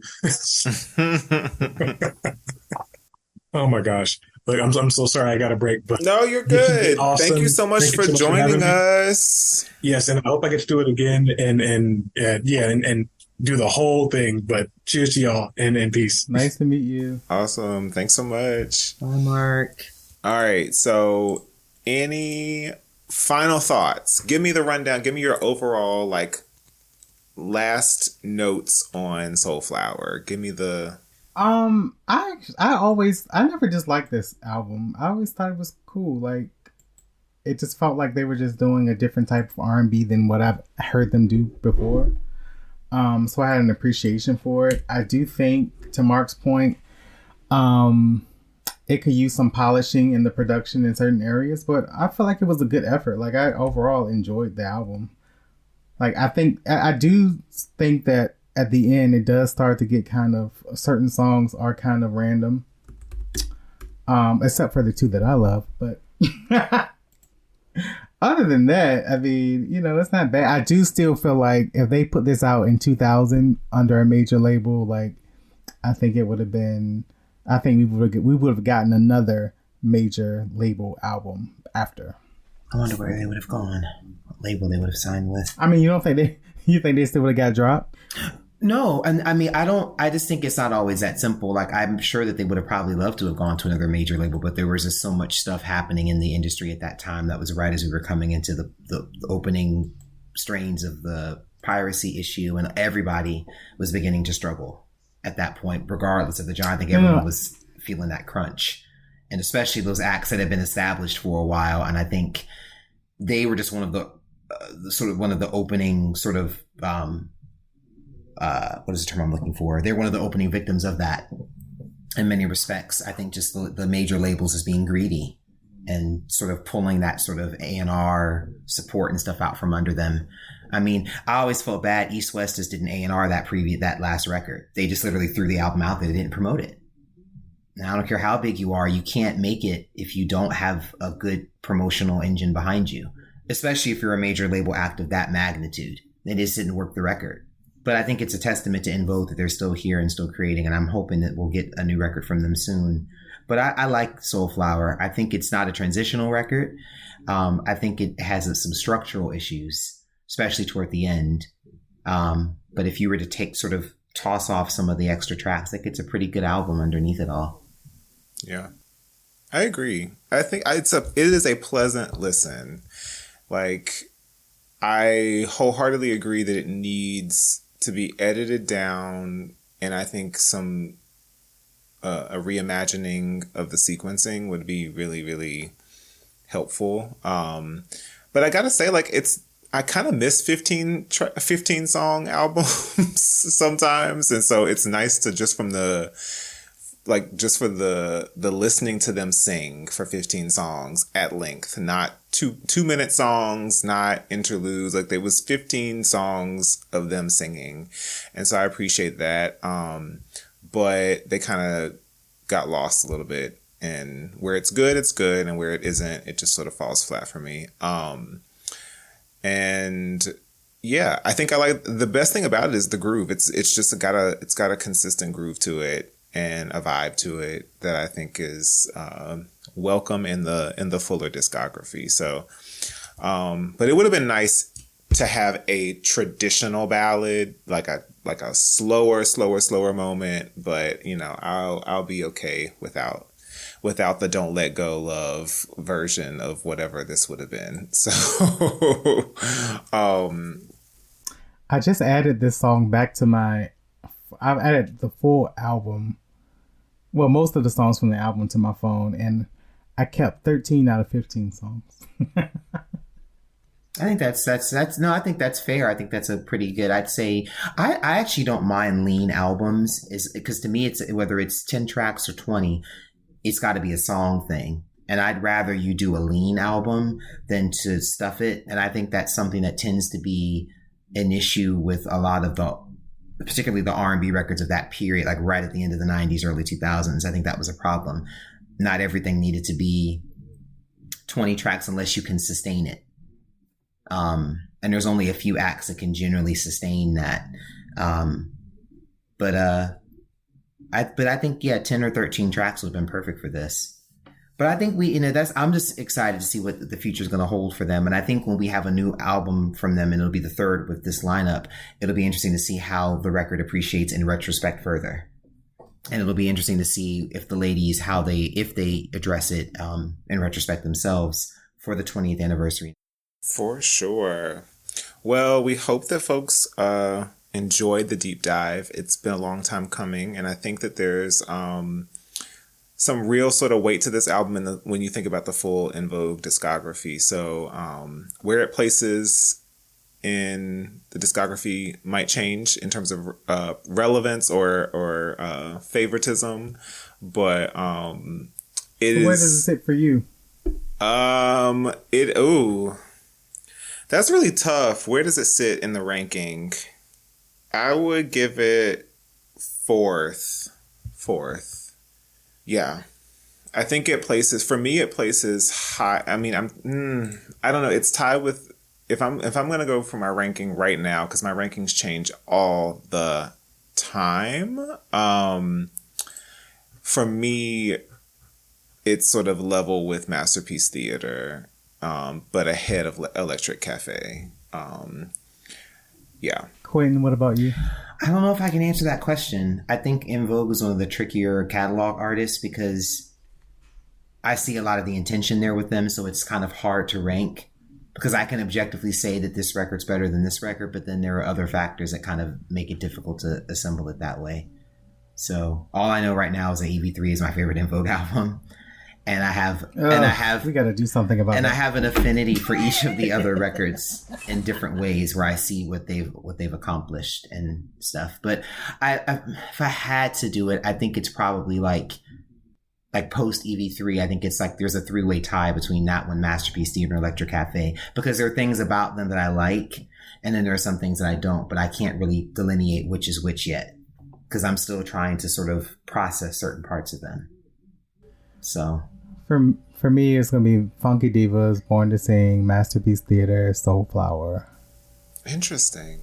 Yeah. Yeah, for me, it is... No, wait. I forgot EV3. And you forgot Electric Cafe. Oh, I didn't forget that's that. at the bottom for him. That's at the bottom for him. I didn't forget that one. EV3, yeah, no, I don't... Yeah. Yeah, that's my favorite. That's my favorite one of them all. EV3 has definitely grown on me, but maybe I would say EV3, then Masterpiece Theater, then Soulflower.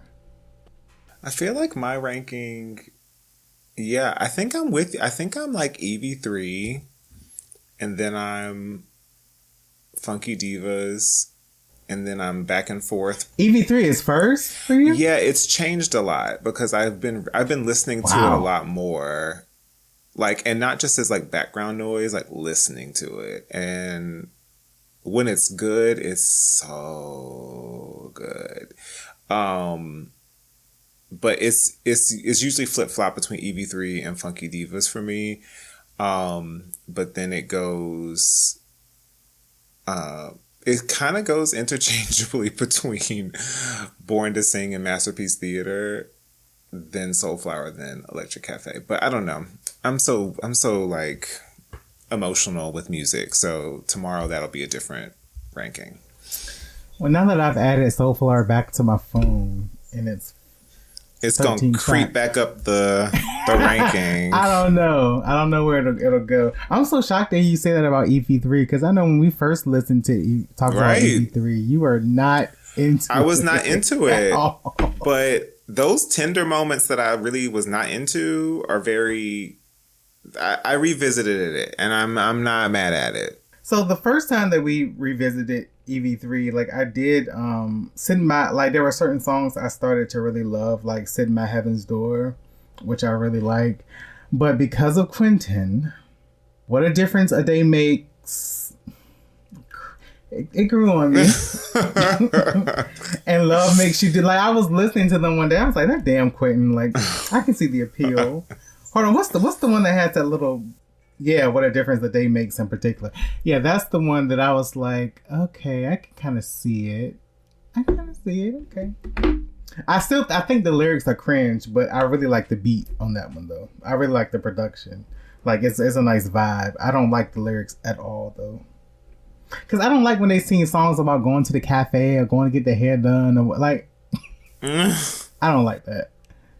I will just say, I love the vibe of this. It feels like those two songs on EV3 gave birth to this. And I felt like even though they weren't able to maybe explore it to the utmost of their ability, they were able to take that strand and pull it tighter. And that's what I love about this album. And I think the highs outnumber any of the lows. And that works for me. And I think that's okay. So yay, Soulflower. I love that as a closing note. So we also just got to make sure we thank Mark for joining us for our track-by-track analysis of Soulflower. We're about to dive into what you all have been saying with listener letters. A reminder that you can share your thoughts with us by sending us an email or recording a voice message. Let's hear your voices and send them to partofusevf@gmail.com. All right, this first email is from Jackson Sterling. What are your thoughts on Soulflower, including songs where a single member takes on both the lead and the background vocals, as seen in tracks like Ooh La La, performed by Cindy, and How Do I Get Over by Terry? Personally, I'm not a fan of this approach. An album by a group should showcase all of its members in every song. If it were a solo album, I wouldn't mind, but that's not the case here.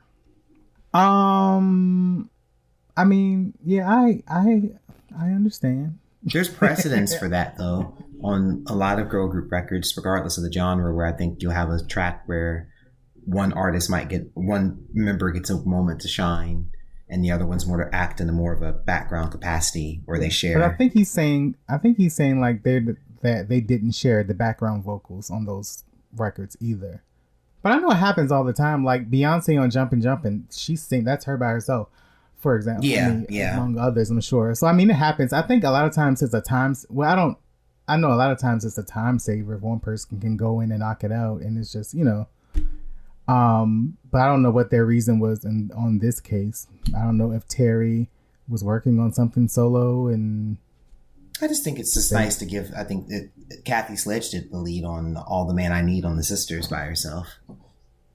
I don't think. Was she the regular lead singer?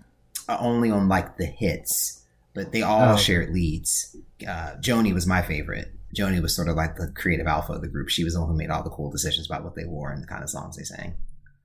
But I just think it depends. I like it though. I think it can work, and you get to see each singer sort of showcase alone and then come together. So, but I can understand where, like you said, some people may not like it. But I generally don't like rules when it comes to girl groups. And so I actually prefer when they decide to switch it up and one person takes this over here, one person switches it and takes the lead over here. Like, I like that approach. I like the idea of hopping in and out. And so I'm not a big fan of and we just talked about this with like Michelle Williams and bridges, and you know, I don't really like that like somebody's the bridge person or somebody's the verses or somebody's going to always come in and stronger in background vocals. Like, I mean, you got to play to people's strengths, obviously, but like in this, when you have a group like En Vogue, I don't really think the rules apply. I think you can do whatever feels good for the song. I agree. Yeah. I don't care who sings lead, but I do like with groups, and I think it's a problem with a lot of quote unquote groups lately, is that the backgrounds are never, I think, like if you listen to like the Emotions or the Pointer Sisters, like they're very distinct in their background and like how they approach and how they arrange things in their backgrounds, especially like a group like the Emotions and even En Vogue like previously. So I do miss hearing some of the very intricate harmonies and not just harmonizing on the hook, but like just those different inflections and those different little moments that they would put into songs. You know what I mean? Like, it goes beyond just singing the hook in harmony, but like just, you know what I mean? Like the vocal inflections and the little things that just make them. I do think that's a lost art in groups, because groups used to have very distinct sounds. You know, like, this is, you know, if it sounds like a mass choir, that's Brownstone. You know, or, you know, like, you know, like the Emotions, they literally sounded like Sunshine, and the way they would approach their records is like on each part as the song goes on, they would like take it higher in certain parts, and the harmonies would consistently change throughout the records. Like, I do miss that in groups. Like, I don't care who's singing lead, just give me, you know, what a group is supposed to give me in the background. Yeah, no, I get that. I think just like, I think certain things kind of come in and out of fashion as things come out, you know, but I mean, Little Mix, I mean, they're really one of the only girl groups I can think of in that way that's like really made where they started and they've gone on hiatus, but they were around for a solid 10 years and they kind of had their own little thing, but, it'll be interesting to see. I don't know if you guys know this. The last single in America to top the Hot 100 by a girl group was over 20 years ago. It was Bootylicious.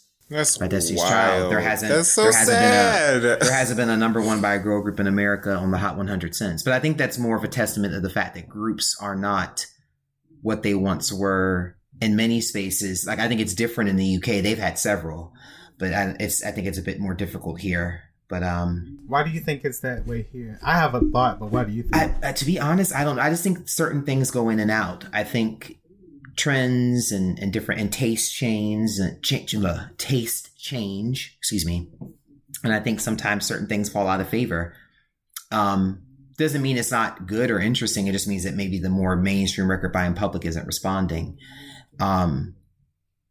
But then I think that leaves an opening for people to return to that. And that's, you know, and I think that's the thing. Like, I think when En Vogue made their return, when they did, there was an opening for that kind of classic 70s R&B girl group vocal approach within a contemporary context. And that's why they were able to fill that void when they did. But, you know, I think we'll get back to that someday, but maybe just not at this moment. But you never know what's on the horizon. I have an email here from Reginald, and he says, "Hey, I couldn't resist dropping you a line after hearing about your upcoming Soulflower episode. First, let me say I'm a big fan of the podcast. It's like music therapy for the soul. The absence of Maxine and Dawn from Soulflower made me reflect on what might have been. Their distinct voices brought something special to En Vogue's music. Listening to Soulflower, I couldn't help but wonder how the songs might have evolved if they were a part of the recording process. Are there any songs on the album that you think either of them would have sounded great leading? Looking forward to your future episodes and discussions, Reginald." I have a tough time imagining Dawn and Maxine on this album. I think we've spoken up Maxine in terms of some songs that it felt like Maxine would have really been powerful on, but this album feels very specific to the group's composition at the time to me, and I actually don't really think too much about Dawn and Maxine, and that's not to be shady, but like I just can't sort of see them on this like in a significant way. Like I think that there are some songs where I'm like, okay, that would have been really cool to see, like to maybe have Dawn do Ooh La La, or something, like maybe listen to like Losin My Mind with more Dawn on it or something, that, but I still just sort of can't fathom it too much. So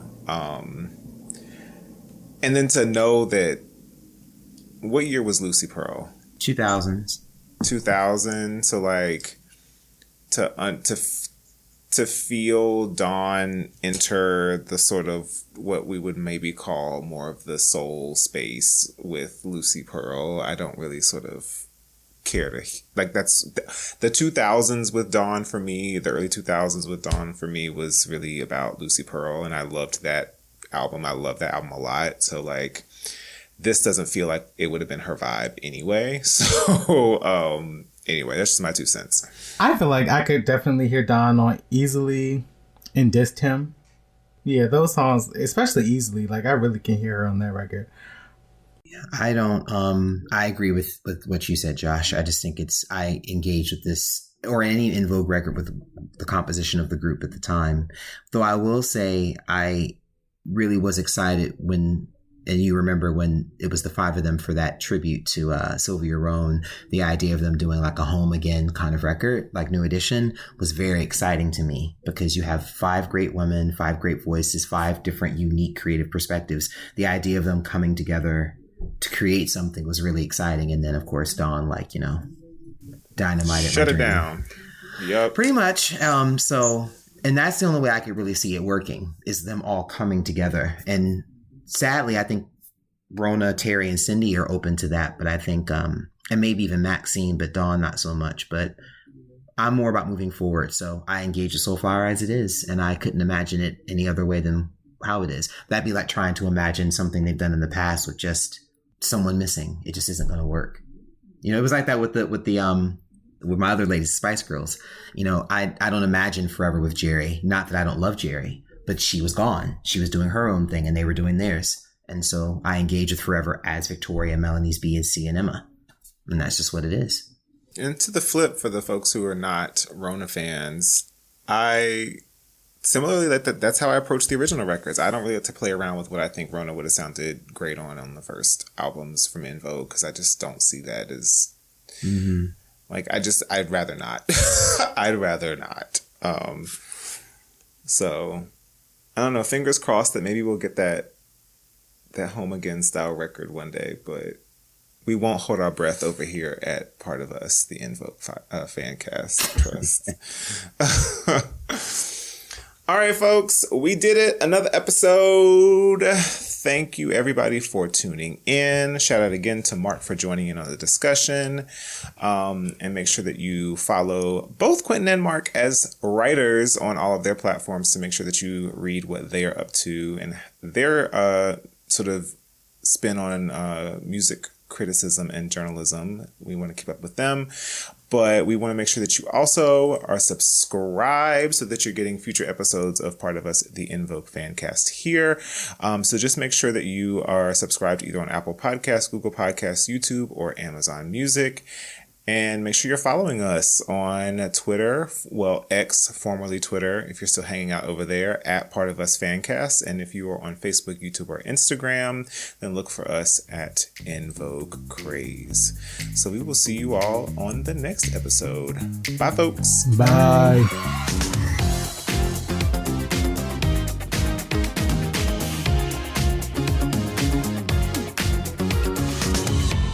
This episode of Part of Us at En Vogue Fancast was researched, written, produced, and edited by Matthew at Culture Inject Productions. We're more than just a podcast. We're a fan community. You can keep up to date on En Vogue and chat with other fans by visiting En Vogue Craze on Facebook. You can also follow us on YouTube and Instagram at En Vogue Craze and Twitter at Part of Us Fancast. Part of Us and En Vogue Fancast is not endorsed by En Vogue, E1 Music, or En Vogue Records, and is intended for entertainment and educational purposes only. En Vogue and its names, images, and audio clips are registered trademarks and/or copyrights of their respective copyright holders.